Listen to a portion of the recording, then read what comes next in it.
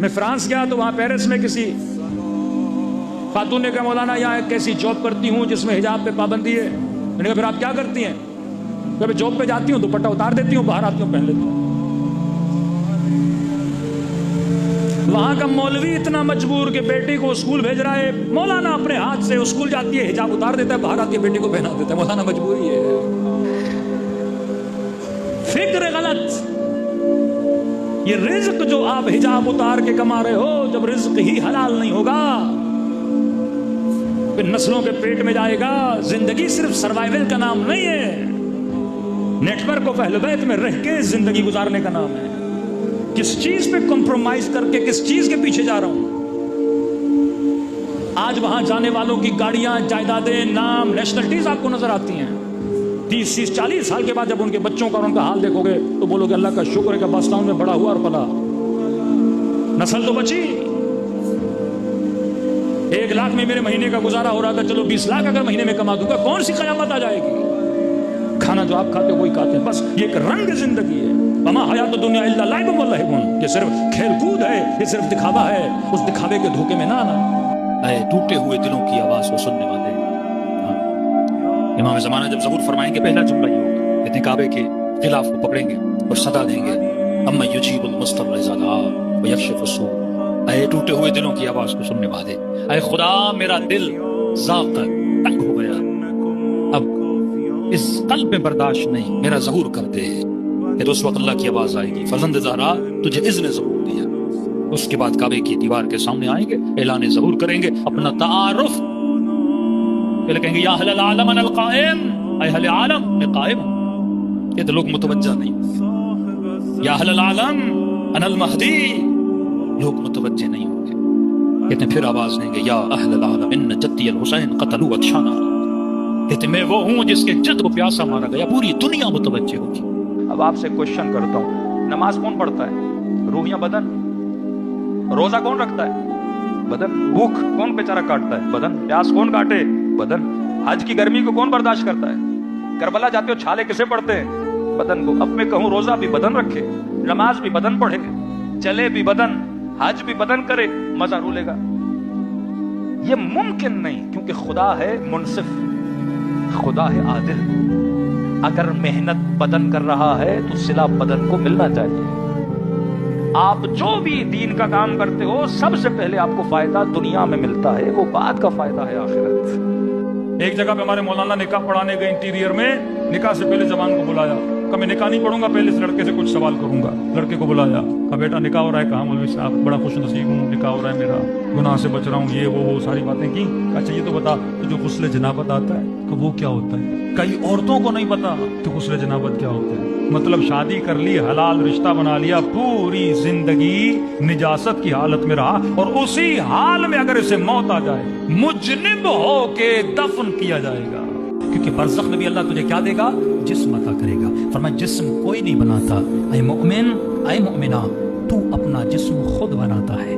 آنکھوں سے اگر حرام کی طرف نہ دیکھے گا, یہ آنکھیں قیامت میں صحیح سالم ہوں گی. آنکھیں دنیا کے لیے نہیں ہیں, آنکھیں آخرت کے لیے ہیں. ہاتھوں سے کسی کا مال نہیں کھائے گا, کسی پہ ظلم نہیں کرے گا, ہاتھ وہاں پہ نورانی ہوں گے. زبان سے جھوٹ نہیں بولے گا, غیبت نہیں کرے گا, کسی کی برائی نہیں کرے گا, وہاں پہ زبان صحیح سالم ہوگی. شکم میں لقمہ حرام نہیں جائے گا, شکم وہاں پہ صحیح سالم ہوگی. اعضائے نکاح سے حرام کاریاں نہیں کرے گا, وہاں پہ ہر شے خدا صحیح سالم دے گا. پھر آواز آتی ہے کہ قیامت کے دن یوم تری المؤمنون والمؤمنات یسعی نورهم بین ایدیہم وبایمانہم, جب لوگوں کو لایا جائے گا ان کے پورے وجود سے نور نکل رہا ہوگا. مولا یہ کون ہے؟ فرماتے ہیں علی کے شیعہ نور کے ممبروں پہ بیٹھے. مومن کبھی بھی اپنے نفس کی توہین کو معاف نہ کرے. ایک بندہ بار بار آپ کی توہین کرے 4 لوگوں کے سامنے, معافی نہیں مانگ رہا, توہین کر رہا ہے, فرمایا نہیں, یہ قابل معافی نہیں ہے. حدیث معصوم ہے, فرماتے مومن کبھی بھی ایک سوراخ سے 2 بار ڈسا نہیں جاتا. بندہ خدا ہے, ہاں بھائی تم فلاں بندے کے ساتھ کیوں گھوم رہا ہے؟ اس نے تو آپ کی توہین کی تھی, یہ تو آپ کا مال کھا گیا, یہ تو 4 لوگوں میں آپ کو بدنام کرا تھا, پھر بھی اسی کو ساتھ لے کے گھوم رہے. بولے نہیں معاف کرنا ثواب ہے. بندے خدا یہاں معاف نہیں کرنا جو آپ کی توہین کرے. امام زین العابدین فرمائے کہ مجھے سب سے زیادہ تکلیف اس بات پہ ہوئی کہ ماؤں بہنوں کے ساتھ بازاروں میں بھیجا گیا, شرابی کے دربار میں کھڑا کیا گیا, کس پہ رو رہے ہیں زین العابدین؟ اکبر پہ نہیں رو رہے اتنا، قاسم پہ نہیں رو رہے اتنا، بابا پہ نہیں رو رہے اتنا، سب سے زیادہ اپنی پھپھیوں کی چادروں پہ رو رہے ہیں۔ اب یہ ماں اور بہن کو عبرت لینی چاہیے کہ میرے مولا رو رہے۔ ہماری مجلسوں میں آتے ہیں اور یہ ماں بہن مجلس کے باہر نکلے، گلیوں سے گزرے، نامحرموں کے بیچ سے گزرے اور سر پہ چادر نہ ہو، اب یہ منظر امام دیکھیں گے۔ عزیز، یہ دین عبرت کا دین ہے، یہ دین رسم کا نام نہیں ہے، یہ مکتب انسانی فکر کو صراط مستقیم پہ لانے کا مکتب۔ جو جوان دن رات لوگوں کی ماں بہنوں کو نگاہ حرام سے دیکھتا ہے، یہ فرزند زہرا کی زیارت نہیں کر سکتا، یہ قیامت میں اندھا ہو کر پیدا ہوگا، یہ حسین کی زیارت نہیں کر سکتا۔ جو خاتون دن رات غیبت کرتی ہے، یہ گونگی ہو کر پیدا ہوگی، اپنے امام سے بات نہیں کر پائے گی۔ جو خاتون اپنے بالوں کو نامحرموں کے سامنے رکھتی ہے، اس کے قیامت میں بال نہیں ہوں گے۔ شکل رسول خدا فرماتے ہیں 10 حیوانوں کی شکلوں میں میری امت آئے گی۔ یہ فارمولے علی اور آل علی نے دیے، رسول نے دیے کہ ہم دنیا میں تجھے فارمولہ بتا رہے ہیں۔ اگر بچے کا خیال نہیں کرو گے اور ناقص پیدا ہو، اللہ کا قصور نہیں ہے، تو نے بچے کا خیال نہیں۔ شیخ عباس اعظمی کہتے ہیں کہ اللہ نے میری آنکھ بصیرت کھولی اور میں نے دیکھا کہ کسی مردے کے جنازے کو نجف لے، اور کہتے ہیں میری نگاہ پڑی کہ اس کے تابوت کے اوپر اس کی روح اس کے ساتھ جا رہی تھی، اور کہتے ہیں میں نے دیکھا کہ وہ آگے بڑھا اور اپنے جسم کے کانوں میں کچھ کہنے لگا۔ اس نے کہا کہ تم نے پوری زندگی نہ حلال دیکھا نہ حرام دیکھا اور مال دنیا کو جمع کر دیا، جبکہ زحمت تم نے کی، محنت تم نے کی، مال تم نے جمع کیا، جگہ تم نے جمع کی، لیکن کہتے ایک ساری زحمتیں محنتیں کر کے مر رہا ہے اور سارا مال دوسروں کو دے کے جا رہا ہے۔ محنتیں دوسروں کے لیے کی، زحمتیں دوسروں کے لیے کی، تمہارا کمایا ہوا کس کو ملے گا؟ تمہارے کام کو نہیں آیا، کسی اور کو ملے گا۔ جب کہ آئے بندے خدا آخرت میں جواب تو نے دینا، عیش و عشرت اور کریں گے، مطلب نہ حلال دیکھا نہ حرام دیکھا، مال جمع کیا اور مر گئے، بچوں کے لیے چھوڑ گئے، دوسروں کے لیے چھوڑ کے چلے گئے۔ اب عیش ان کے لیے کیونکہ انہوں نے تو محنت کرنی نہیں ہے، اور جواب کس نے دینا ہے؟ تم نے جواب دینا ہے۔ اللہ کی سب سے بڑی امانت انسان کی اولادیں تباہ و برباد کر دی لوگوں نے۔ سید فیملیاں میں نے دیکھی 14-15 سال کی بچیاں، دوپٹے انہوں نے اتار دیے۔ اب کہتے مولانا ہم نے تو بڑی کوشش کی۔ کیا کوشش کی؟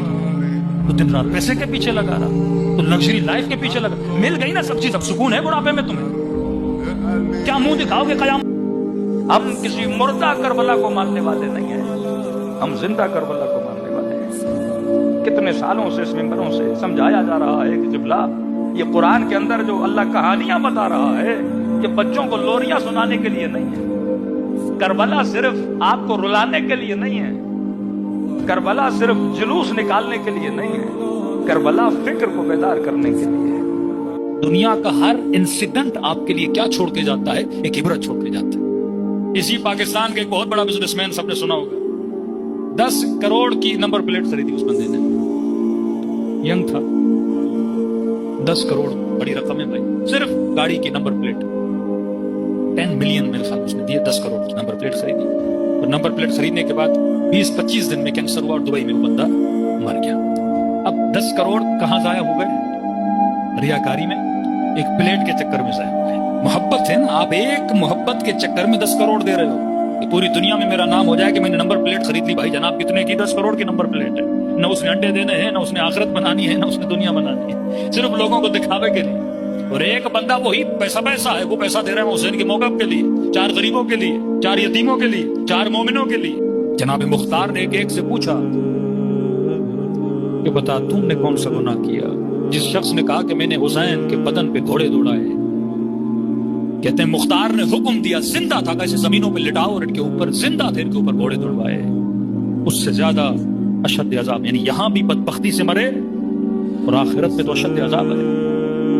دوسرے سے پوچھا تم نے کیا کیا تھا؟ کہتا ہے حسین نہر تک پہنچے تو تھے حضرت عباس کے بعد، لیکن میں نے حسین کو پانی کے قریب نہیں آنے دیا، پانی نگاہوں کے سامنے تھا لیکن میں نے حسین کو نہ پینے دیا نہ پانی اٹھانے دیا۔ ضحاک کہتا ہے اس شخص کو امام حسین نے بد دعا دی تھی کہ تو جتنا بھی پانی پیے گا خدا تیری پیاس کو کبھی بجھائے گا نہیں۔ کہتے ہیں یہ اپنے گھر میں اپنی زمین پہ گول گھومتا تھا، اتنا پانی پیا، پیٹ اس کا سوج گیا لیکن چیختا تھا اللہ تاش اللہ تاش اللہ تاش۔ لوگ کہتے تھے پانی پی تو رہے ہو، کہتا حسین کی بد دعا مجھے یاد آ رہی ہے۔ जितना पानी पीता हूं लेकिन मेरी प्यास बुझने का नाम नहीं लेती। यही इब्न ज़ियाद बदन पर ऐसा जख्म हुआ जिस जख्म की वजह से परेशान था। यही यजीद एक बीमारी के अंदर, आज तक मालूम नहीं कि यजीद मरा कैसे। सेहत की कदर करनी है ना, महीने में एक बार हॉस्पिटल चले जाओ। जिंदगी की कदर करनी है ना, हफ्ते में एक बार कब्रिस्तान चले जाओ। जो अल्लाह ने दिया है इसकी कदर करनी है, गरीबों की बस्ती में जाओ। झूपड़ियों में किस तरह जिंदगी गुजारें, शुक्र खुदा अदा करोगे। आंखें दिए, हाथ दिए हैं, जबान दिए, चल रहे हो, फिर रहे हो, शुक्र खुदा अदा करोगे। इसलिए मौला फरमाते हैं किसी भी शय से दुनिया में अनलिमिटेड मोहब्बत न करना, क्योंकि दुनिया की मोहब्बत मुझे तकलीफ देती है, क्योंकि दुनिया की मोहब्बत में वफा नहीं है। इतनी मोहब्बत किसी से न करना, वो चाहे औलाद हो, वो चाहे बीवी हो, क्योंकि जब वो लाइन कटेगी तेरा सुकून तबाह हो जाएगा। बस एक मोहब्बत है जो कभी कटती नहीं है, जिससे कभी कमाल जुदा नहीं होता, वो किसी अस्सलाम वालेकुम नाजरीन, आपने देखा इस वीडियो में अल्लामा आरिफ हुसैन काज़मी साहब तरह हमारी हिदायत, तबलीग और इस्लाह कर रहे हैं। आज के दौर में हमें अच्छी इस्लाह हासिल करने के लिए उलमा की तरफ रुजू करना चाहिए। अगर उनकी तरफ नहीं जा सकते तो सोशल मीडिया पर मजलिसें और उलमा के बयान देखने चाहिए, सुनने चाहिए, समझने चाहिए।